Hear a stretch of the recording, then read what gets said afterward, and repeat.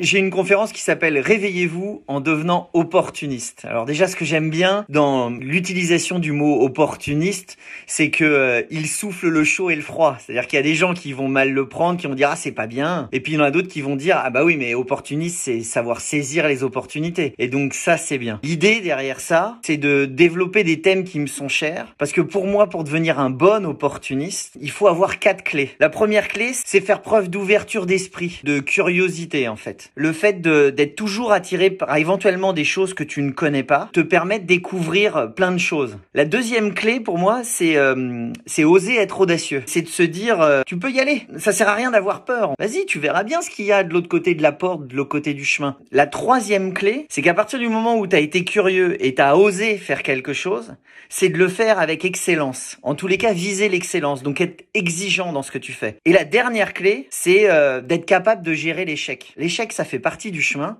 Et qu'une fois que t'as fait tout ça, bah peut-être que ça va pas marcher. Bah c'est pas grave. T'auras forcément appris des trucs qui vont te permettre de rebondir et faire autre chose autrement, différemment. À la fin de ma conférence, l'idée c'est de repartir gonflé, d'avoir de l'énergie et de se dire que ah bah tiens, j'ai un nouveau projet à lancer au sein de ma boîte, bah je vais le faire, je vais au moins poser les trucs sur le papier. Tiens, j'ai envie de lancer une boîte, ah bah je vais y aller. L'idée elle est de se dire qu'il n'y a pas de barrière quoi, il faut y aller, il faut tenter.